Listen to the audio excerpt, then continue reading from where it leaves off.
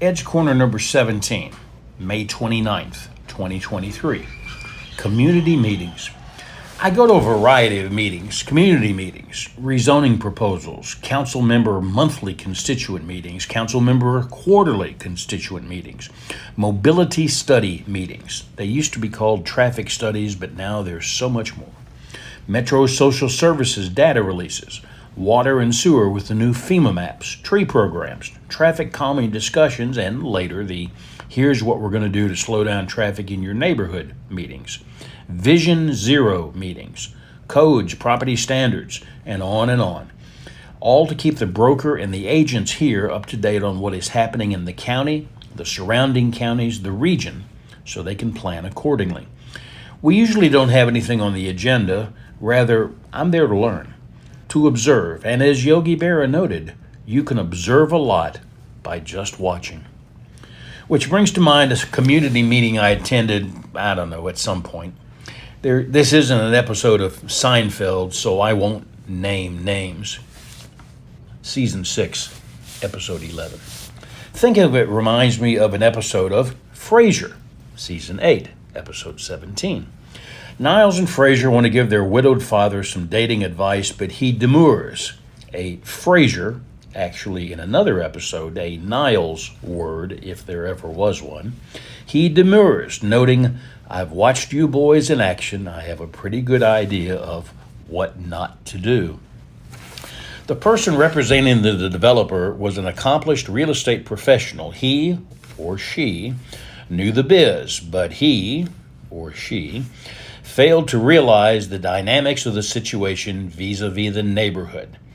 The developer may have owned the land, but the representative was on their turf.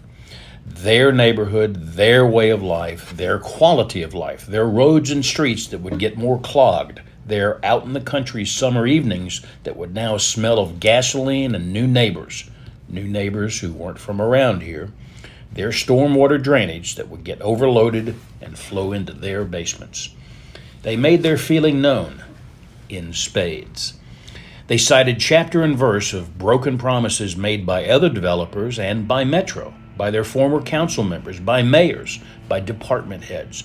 They pointed to other nearby neighborhoods who had had similar disruptions.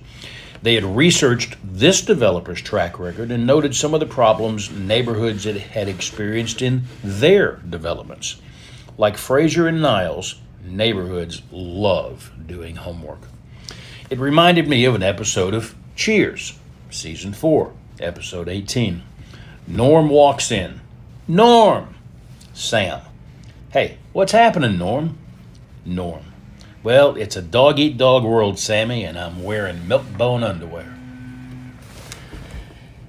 As the Chew Fest continued, the representative fought back. Bad move. Sharp tongues should be left at home. Protesting, "I have a whole list of people on this road who support this project," only led to one of the neighbors going down that road house by house, noting that Mr. and Mrs. X would never support this. Mr. Y is at the age that he agrees with the last person he talked to, and I'll talk to him after you do. And Mr. Z died, and the only reason the children support it is so they can sell out and move. No one on that road wants it. Game, set, go back to where you came from. He, or she, was there to present, to listen, to persuade, not win a debate, alienate, poison the water. Rule number 1 of any meeting: leave on good enough terms such that you can, if you need to, have another meeting. Play and demur nice. I'm Ed Brantley.